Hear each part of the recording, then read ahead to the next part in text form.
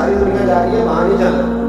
کہتے ہیں کہ بابا مجھے نہیں اچھا لگتا تھا، حالانکہ سارا بغداد عزت کرتا. کیوں نہیں اچھا لگتا تھا؟ کہتے اس لیے کہ بابا نہ صرف فرض مسجد میں پڑھتا تھا، باقی نماز گھر جاتا. تو میں کہتا تھا اتنا ولی ہے تو باقی بھی مسجد میں پڑھے. کہتے ایک دن میں نے کہا خصوصی کرنی ہے اس کی جو کہ اسلام میں منع. کہتے حضرت بشر آفی رحمۃ اللہ علیہ نے جمعے کے فرض پڑھے، فرض پڑھ کے نکل گئے دوڑ کے. فرماتے میں پیچھے ہو گیا. میں نے کہا میں نے سنتیں چھوڑ دی ہیں پر اس کا پتہ کرنا ہے، سنت نفل بعد میں پڑھو. کہتے حضرت بشر آفی جلدی سے نا ایک کباب والی دکان پہ گئے، وہاں سے کباب خریدے. اور میں نے کہا بوڑھے کی عمر دیکھو، اس کے ذائقے دیکھو، اس عمر میں بھی کباب کھائے گا. اوے ہوئے مولوی کو روٹی نے ستایا تھا، اس لیے سنت اور نفل چھوڑا ہے. کہتے ہیں تھوڑا سا آگے بڑھے تو نان بھائی کی دکان سے نا نان خریدے. میں نے کہا دیکھو یار، دیکھو اس کے ذائقے، گرم نان کھائے گا. بہت سارے لوگ بغداد میں رات کی روٹی کھاتے اور یہ گرم کھاتا ہے.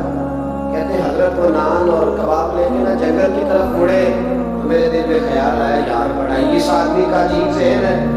یہ اب سبزے میں بیٹھ کے یہاں موج کرے گا، کھائے پیے گا اور سنت نفل چھوڑ دیا نا، ہزاروں مرید ہے.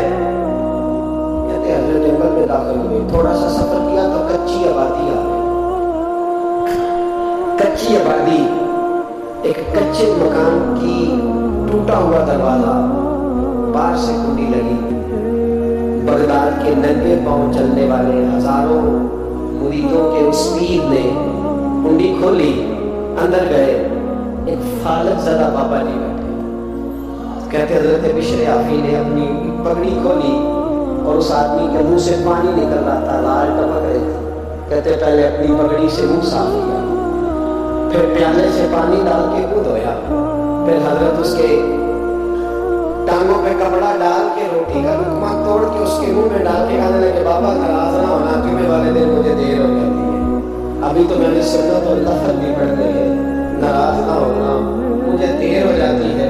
کہتے ہیں وہ بابا رو پڑا، کہنے لگا بشر یار 14 سال ہو گئے تو روز آتا ہے. 14 سال کی ایک صدی کا قصہ ہے، 2-4 برس کی بات نہیں. 14 سال سے تو روز آتا ہے. میں پتہ نہیں کب تک لاش بنے پڑا رہوں گا، تو کب تک آئے گا؟ حضرت بشر آفی نے بابے کیا سن پوچھ کے کہا بابا فکر نہ کر، آج کے بعد یہ جملہ نہ کہنا کہ تو میرے لیے بوجھ ہے. فرمایا لوگ سمجھتے ہیں کہ میں نے عبادت کر کے مقام پایا ہے، لوگ سمجھتے ہیں میں نوافل زیادہ پڑھتا ہوں، دنیا جانتی ہے کہ میری رات کی تسبیح زیادہ مضبوط ہے. فرمایا ان میں سے کوئی بات بھی نہیں، میں تو تیری نوکری کرتا ہوں تو اللہ نے میری عزتوں میں اضافہ فرما دیا ہے. سوچ ہی صاف نہیں، نظریہ ٹھیک نہیں، فکر ہی ٹھیک نہیں. اسلام نظریے کا مذہب ہے، سوچ کا. مسند امام احمد بن حنبل کی حدیث میں حضرت انس بن مالک فرماتے ہیں جب انسان نے روزہ رکھا ہوتا ہے نا تو روح ویسے ہی پاک ہوتی ہے اس سے. میں نے یہ سوچا کہ کچھ باتیں ایسی کی جائیں جس سے تھوڑی سی سوچیں بھی تبدیل ہو، کچھ سوچوں کا وضو، سوچوں کا غسل، افکار و نظریات کی بھی بات ہو. ہم سمجھتے ہیں کہ شاید کثرت عبادت اثر ہے. اقبال کہتے ہیں یہ ذکر نیم شبی، یہ مراد میں یہ سرور، تیری خودی کے اگر نگہباں نہیں تو پھر کچھ بھی نہیں. تیری خودی کے اگر، اور پھر عام چیزی کا کہا یہ ذکر نیم شبی، سویرے شہری کا ذکر ہے. یہ مراقبہ، یہ جو تو گھنٹوں اللہ کی یاد میں بیٹھا ہے، یہ سرور. کہتے ہیں بے قید عبادت نہیں، سرور والی. یہ ذکر نیم شبی، یہ مراقبے، یہ سرور، تیری خودی کے اگر نگہباں نہیں.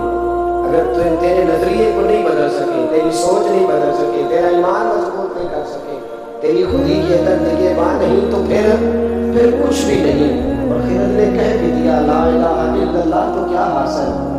دل و نگاہ، دل و نگاہ، دل و نگاہ اگر مسلمان نہیں تو پھر کچھ بھی نہیں. دل و نگاہ.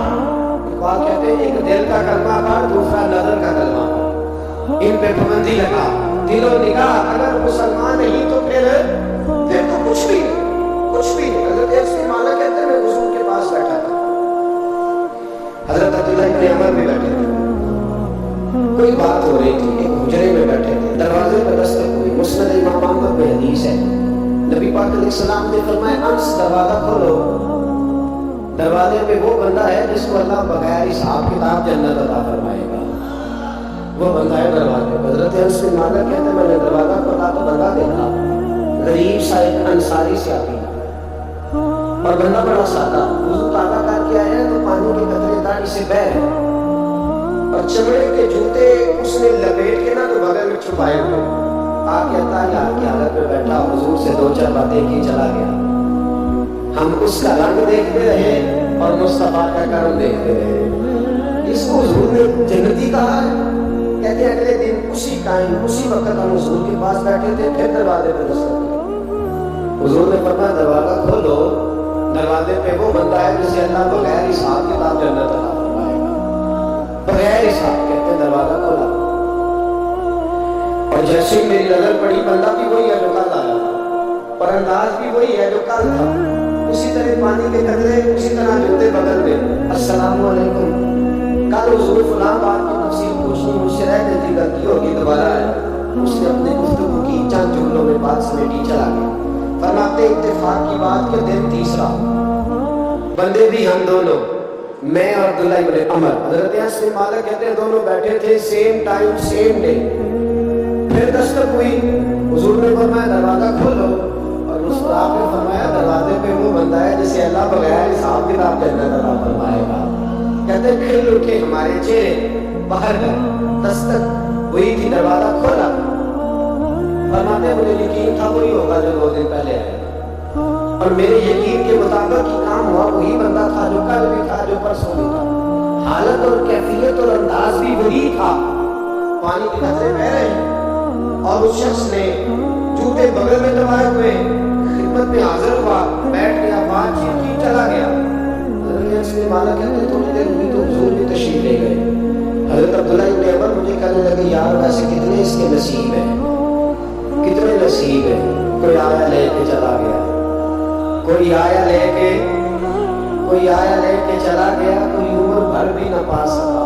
میرے مولا تجھ سے گلا نہیں، یہ تو اپنا اپنا نصیب ہے، یہ تو اپنا اپنا، اور نہ کسی کے حال پہ طنز کر، نہ کسی کے غم کا مذاق اڑا، وہ جسے چاہے جیسے نواز دے، یہ مزاج لطف رسول ہے صلی اللہ تعالی علیہ وسلم۔ کہتے ہیں ہم لوگ گفتگو کرنے لگے، عبداللہ ابن عمر مجھ سے کہنے لگے یار ویسے پتہ کرنا چاہیے یہ کون سا عمل کرتا ہے، پتہ کرنا، جیسے ہم نہیں پتہ کرتے کہ یہ بندہ بڑا چمک گیا، پتہ کرو کون سا کاروبار کرتا ہے، ذرا اس کی جاسوسی تو کرو۔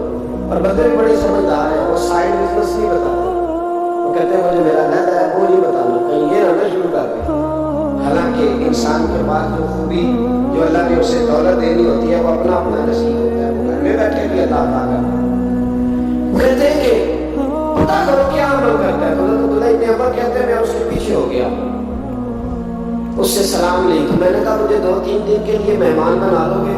مان نہ مان، میں تیرا مہمان، 2-3 دن کے لیے مہمان بنا لو گے؟ تو کہتے ہیں مجھ سے کہنے لگا گھر میں جھگڑا ہو گیا، کیونکہ پڑوس میں تو تمہارا، کہیں بھی تو تمہارا گھر ہے، میرے مہمان بن گئے تو جھگڑا ہے۔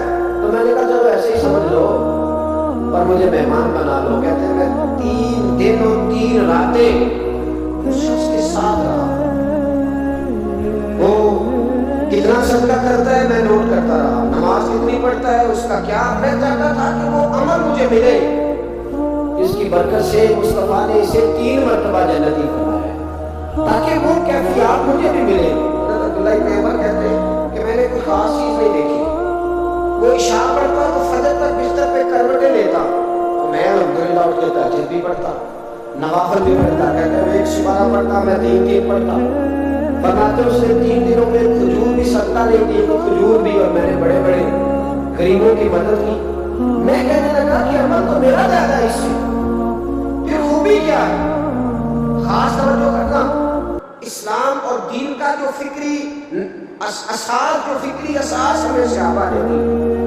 حضرت عبداللہ ابن عمر کہتے ہیں میں نے تیسرے دن سے کہا بھائی اللہ تیرا بھلا کرے، تم نے بڑی خدمت کی، میں نے جانا میرا کوئی جھگڑا نہیں ہوا تھا، میں تو بس تیرا عمل دیکھنے آیا تھا کہ تو عمل کیا کرتا ہے۔ تو وہ صحابی کہتے ہیں مجھے کہنے لگے یار تو میرا عمل دیکھنے آیا نا، مجھے بتا تو صحیح کیا اور کیوں دیکھنے آیا میرا عمل، تجھے کیا ضرورت پڑی میری جاسوسی کی؟ تو کہتے ہیں مجھ سے جب اس نے سوال کیا تو میں نے اس کو کہا بھائی تو 3 دن آیا نا، ہم بیٹھے ہوئے تھے، کہا میں آتا رہا ہوں، کہا 3 دن نبی پاک نے فرمایا اللہ تجھے بغیر حساب کتاب جنت عطا فرمائے گا۔ تو میں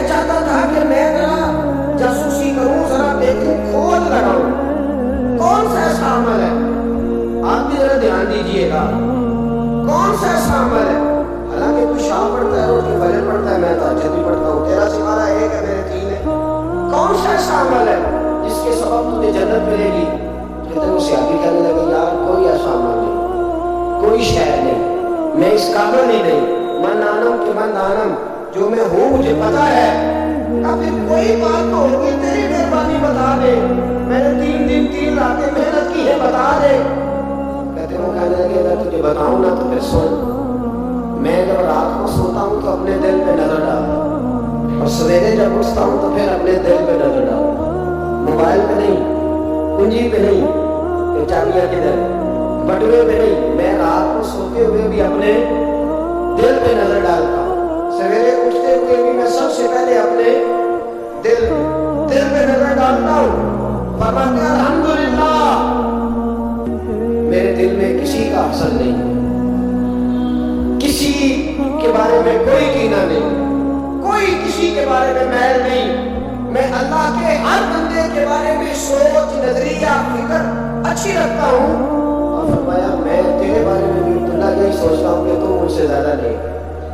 الحمدللہ اس وقت بھی میرا ذہن یہ ہے کہ انس بن مالک مجھ سے زیادہ پرہیزگار، اس وقت بھی میری سوچ یہ ہے کہ محبوب کے سب صحابہ میں سب سے کمزور میں ہی ہوں۔ نبی عبداللہ ابن عمر کہتے ہیں میں نے اس کا ہاتھ چوما، میں نے کہا سمجھ آ گئی ہے، تیرا نظریہ تیری سوچ پکی اور سچی مسلمان ہے، تو دل اور روح کا مسلمان ہے، تو نظر اور روح کا مسلمان ہے۔ یہ سبب ہے کہ اللہ کے رسول نے زمین پر چلتے ہوئے بھی